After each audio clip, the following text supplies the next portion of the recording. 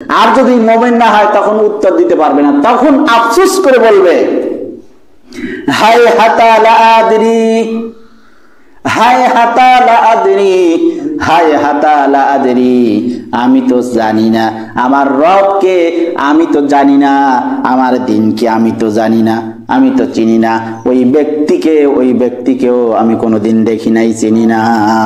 নাউজুবিল্লাহ বলেন। তাহলে এই জায়গাতেই পাকড়াও শুরু।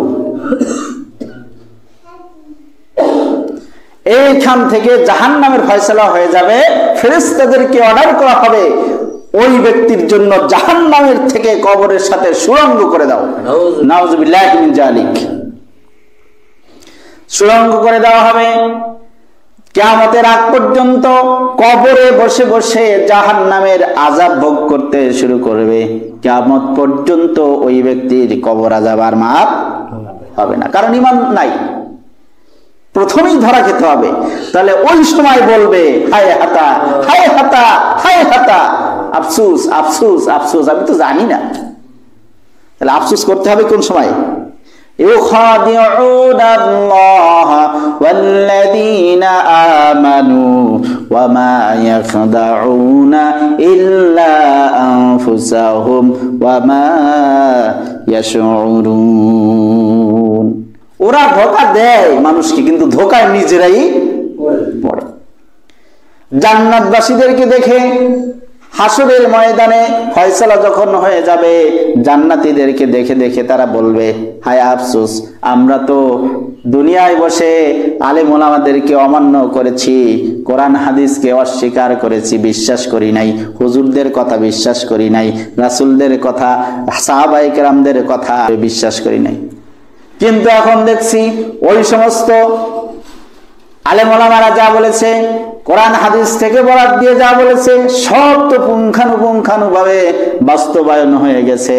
হায় আফসোস, আমরা যদি দুনিয়ায় বসে ওইগুলি আমল করতাম, তাহলে আজকে তো তোমাদের মতন আরামায়েশে থাকতে পারতাম।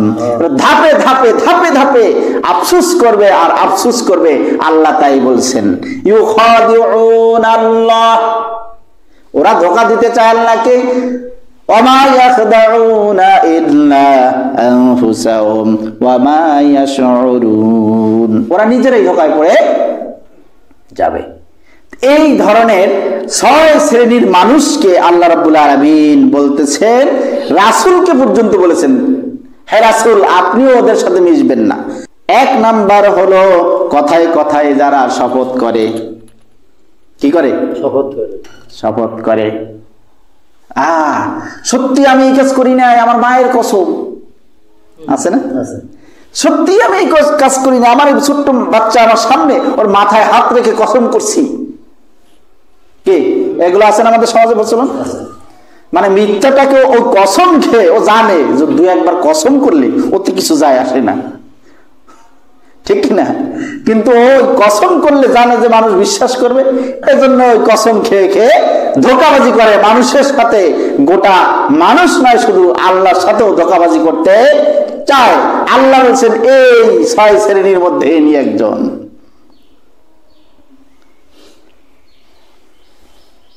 অনেক ঘটনা আমাদের দেশেও ঘটেছে, দেখেছি। ইলিয়াস সিলেটে বিএনপির একজন বড় নেতা, তার এখন তো তথ্য অনেক কিছু বেরিয়ে গেছে, তাকে গুম করিয়েছেন, ই করেছেন, সব যার ইন্ধনে। তিনি আবার যে ওই বাসায় গিয়ে ছোট্ট মেয়েকে কোলে নিয়ে আদর করতেছেন, বলছে আম্মু তোমার আব্বু আসবে, খুব তাড়াতাড়ি চলে আসবে।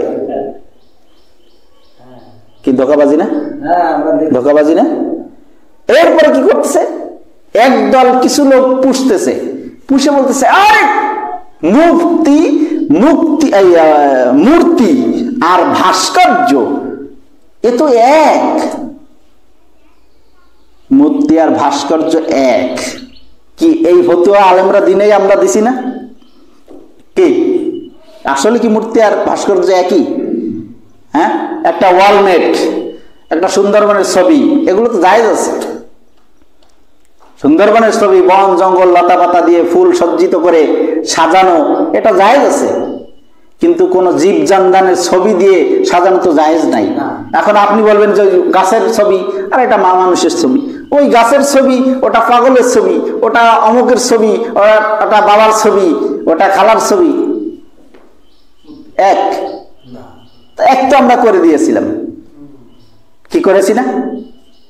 আলেমরা করেছি কিনা জায়েজ। এবং আমি নিজে দেখেছি, আমি তখন জেলের ভিতরে, আমি নিজে দেখেছি এক বিশাল এক হক্কানি বুজুর্গ শয়তান। বলতে হয় এই কারণে, কারণ কোরআন যা বলতেছে, ইনি বলতেছেন মূর্তি আর ভাস্কর্য এক। টিভিতে দেখেছি আমি। এই ধরনের আমরা আলেমরাই তো আবার এই ফতুয়াবাজি করেছি। আল্লাহ বলতেছেন ওয়ায়াকুলুনা ফি বুতুনিহিম ইল্লান নার, এই সমস্ত আলেমরা কিছু সামান্য দুনিয়ার তুচ্ছ মূল্যের বিনিময়ে এই কোরআনকে বিক্রি করে খাচ্ছে। ওয়াস্তারুনা বিহি সামানান কলিলা, সামান্য তুচ্ছ মূল্যের বিনিময়ে এরা এই কাজ করতেছে, তাতে লাভ কি হচ্ছে? আল্লাহ বলতেছেন ফি বুতুনিহিম ইল্লান নার, ওরা মনে করতেছে আমি বিশাল হয়তো বা 5 কোটি পাইছি, বিশাল কিছু করে ফেলবো, কিন্তু ও আগুন ঢুকাচ্ছে পেটের মধ্যে, জাহান্নামের আগুন ঢুকালো। নাউজুবিল্লাহি মিন যালিক। এটা ধোঁকাবাজি না? আলেম সেজে জালেমের কাজ করছে, এ ধোঁকাবাজি না? মুসল্লি সেজে নামাজ পড়লাম না, ধোঁকাবাজি না? মুসলমান সেজে নামাজ পড়লাম না, ধোঁকাবাজি না? এইগুলা থেকে আমাদের বাঁচতে হবে। আল্লাহ রাব্বুল আলামিন এরপরে বলতেছেন যে যারা চগলখড়ি করে, সময় নেই এজন্য সংক্ষেপে বলে চলে যাচ্ছি, চগলখড়ি করে, কথায় কথায় শপথ করে, চগলখড়ি করে কল্যাণ কাজে, ভালো কাজে, মঙ্গলজনক কাজে, সমাজে শান্তি শৃঙ্খলা আনতে যারা চেষ্টা করে তাদেরকে বাধা দেয়। আমি খাবো একা, দুম্বার গোশ আসে ভিক্ষুকদের জন্য, ইয়াতিম অসহায় দুস্থ মানুষের জন্য, সেই দুম্বার গোশ ইয়া বড় বড় দুম্বা সাইজের পেটওয়ালা মানুষগুলি খেয়ে শেষ করে দেয়, ঠিক কিনা? আবার মসজিদ মাদ্রাসা হতে গেলে বাধা বিপত্তি এদিক সেদিক আসে কিনা? মাহফিল করতে গেলে ইতিপূর্বে আমরা দেখেছি, হায় রে আল্লাহ, যাত্রায় অনুমতি লাগে না, মাহফিলে অনুমতি লাগে। তা আবার কি মেম্বার, চেয়ারম্যান, এরপরে যে থানায় ওসি, এরপরে বড় মাহফিল হইলে ডিসি, এরপরে এসপি, এরপরে সার্কেল মার্কেল যতদূর যা আছে 14 দফা অনুমতি নেওয়ার পরে মাহফিলের দিন 10টার সময় লিখিত নোটিশ, নিষেধাজ্ঞা, মাহফিল করা যাবে না। কি হয়েছে না? এগুলো এরা হলো ধোঁকাবাজ এবং সেই সমস্ত লোক যারা কল্যাণকর কাজে বাধা দেয়। আল্লাহ বলছেন, আমার কথা নয়, সূরা বলতে হবে, সূরা কলাম, সূরা কলামের হলো 11 নম্বর আয়াত, 11-12। এখানে আল্লাহ রাব্বুল আলামিন এই ইঙ্গিতগুলো দিয়েছেন, সরাসরি বলেছেন কল্যাণ কাজে বাধা দেয়। 4 নম্বর বৈশিষ্ট্য হলো যাদের হৃদয় আল্লাহর জিকির থেকে বঞ্চিত, আল্লাহর নাম, লিল্লাহি তাকবীর, আল্লাহু আকবার স্লোগান শুনলে কলিজায় আগুন ধরে যায়। কি হয়েছে না? হয়েছে না? এই মসজিদে আবার এই তাকবীর কেন? এখানে রাজনীতি হচ্ছে। মাহফিলের ময়দানে তাকবীর কেন? এখানে রাজনীতি হচ্ছে। এই জামাত শিবির বা ইসলামী এই রাজনীতি শুরু করে দিয়েছে। কি এই কথাগুলো আমরা শুনেছি না? এই কাজগুলি কাদের? এই বৈশিষ্ট্যগুলি কাদের? কোরআন বলছে। কে বলছে? কোরআন বলছে। কল্যাণ কাজে বাধা দেয় যাদের হৃদয় আল্লাহর জিকির থেকে বঞ্চিত, জিকির নিজেরা তো করে না, ভালো কাজ আল্লাহর নাম স্মরণ করে না, আর আল্লাহর নাম শুনলে তাদের কলিজায় আগুন লেগে যায়।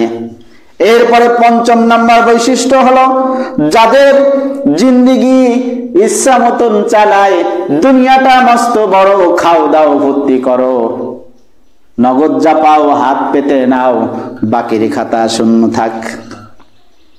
আসি না আমরা?